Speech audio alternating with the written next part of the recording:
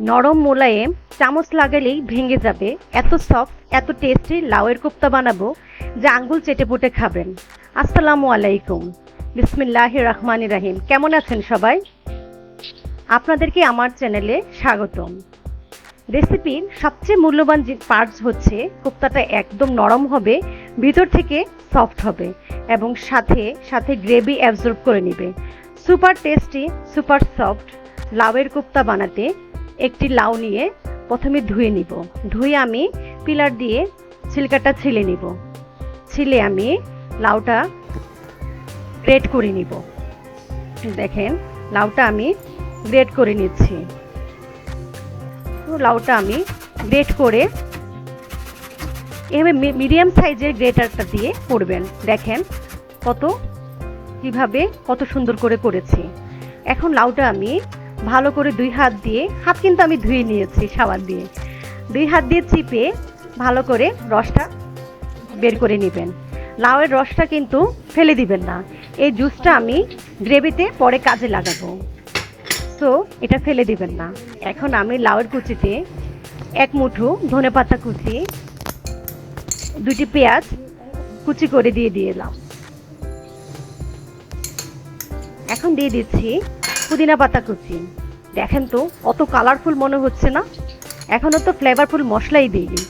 Half inch আদা এবং দুইটি কাঁচা মরিচ আমি গ্রেট করে দিয়ে দিলাম। এখন হাফ চামচ কালো গোলমরিচ গুঁড়ো, আজওয়ান হাফ চামচ। এটা আপনাদের এলাকায় কি নামে বলে সেটা একটু আমাকে কমেন্টে জানিয়ে দিবেন।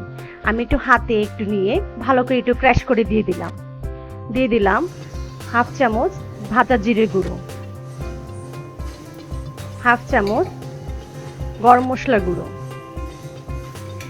হাফ চামচ মরিচের গুঁড়ো, কোয়ার্টার চামচ হলুদের গুঁড়ো, এক চামচ চাট মশলা। চাট মশলাটা আমি কোপ্তাতে প্রায় দিই, কারণ দিলে মজা হয়, একটু টকটক হয়। এখন আমি মশলাগুলি দিয়ে একবার মেখে নিব। আমি কিন্তু লবণ দিইনি, খেয়াল করেছেন? লবণ দিলে এই সময় পানি ছেড়ে দিবে। এখন আমি 3 চামচ বেসন দিয়ে দিলাম। বেসনটা আপনারা আপনাদের লাউয়ের পরিমাণ বুঝেই দিবেন।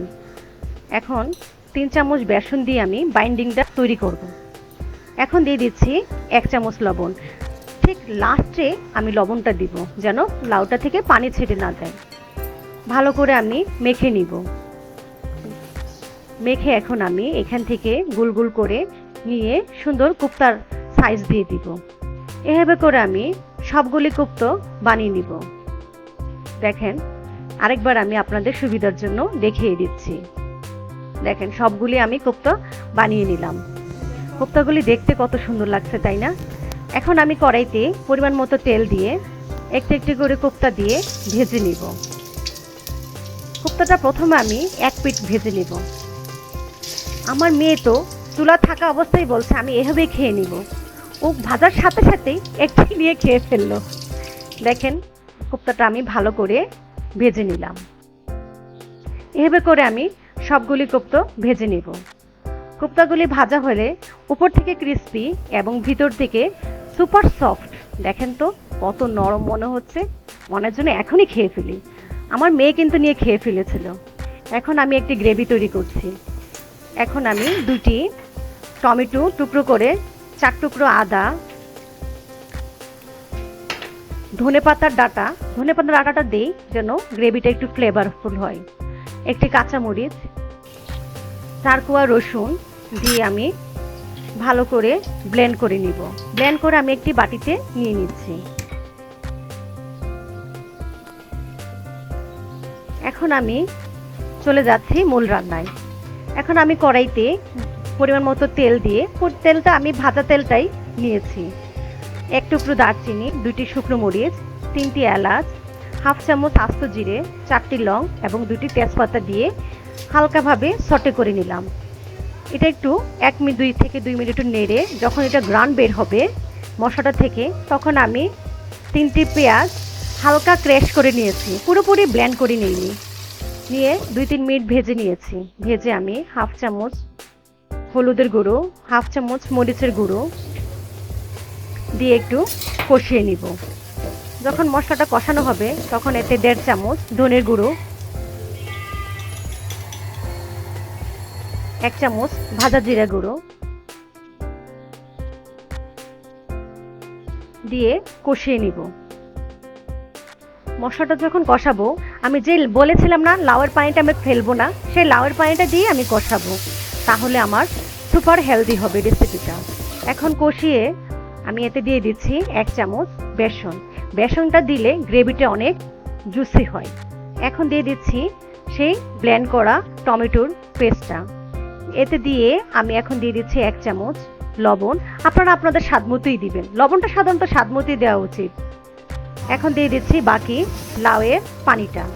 এটা দিয়ে আমি অল্প অল্প করে কষিয়ে নিব, প্রায় 6 থেকে 7 মিনিট কষিয়ে নিব, যেন তেলটা মশলার উপরে ভেসে ওঠে।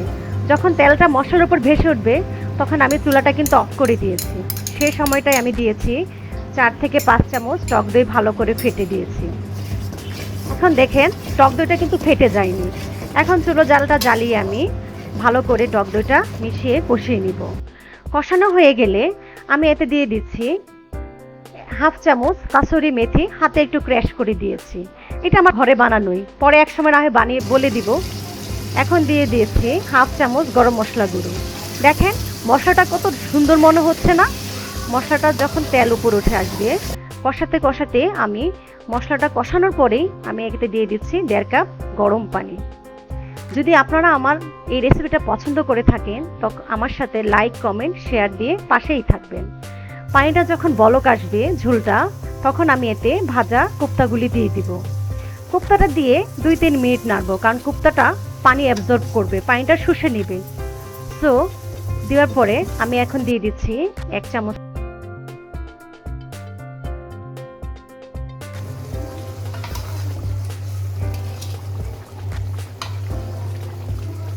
নেড়ে এখন এতে 3-4টি কাঁচামরিচ দিব। এখন দিয়ে দিচ্ছি 1 মুঠো ধনেপাতা কুচি, হাফ চামচ ঘি দিয়ে এটা আমি 6 থেকে 7 মিনিট হালকা আঁচে দমে বসিয়ে দিব। এখন দিয়ে দিলাম উপর থেকে হাফ চামচ গরম মশলা গুঁড়ো দিয়ে হালকা দমে 7 থেকে 8 মিনিট আমি চুলায় বসিয়ে রাখবো। দেখেন কত লোভনীয় হয়েছে, তাই না? দেখতেই তো খেতে মন চাচ্ছে। আমার আশা আপনারা যদি একবার লাউয়ের এই কোপ্তাটা তৈরি করে দেখতে পারেন বাসায়, যারা লাউ খেতে পছন্দ করে না তারাও লাউ খেতে চাইবে। আমার বিশ্বাস আপনারা একবার ট্রাই করে দেখেন। দেখেন সো ডিলিশিয়াস গ্রেভি। আমি একটি কোপ্তা নিয়ে দেখাচ্ছি, দেখেন উপর থেকে কত সুন্দর, কিন্তু ভাঙ্গিনি, আমি একটু চামচ দিয়ে ভেঙে দেখাচ্ছি, ভিতরে সুপার সফট। দেখতে তো পাচ্ছেন, তাই না?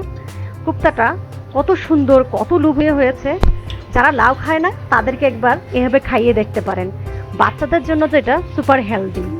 বাচ্চাদের যদি খেতে না চায় লাউয়ের কোনো সবজি, এভাবে খাওয়াতে পারেন। সো আপনারা আমার পাশেই থাকবেন। আসসালামু আলাইকুম। আমার ভিডিওটা পছন্দ হয়ে থাকলে লাইক, কমেন্ট, শেয়ার দিয়ে আমার পাশেই থাকবেন। আজকে আর নয়। আসসালামু আলাইকুম, ভালো থাকবেন।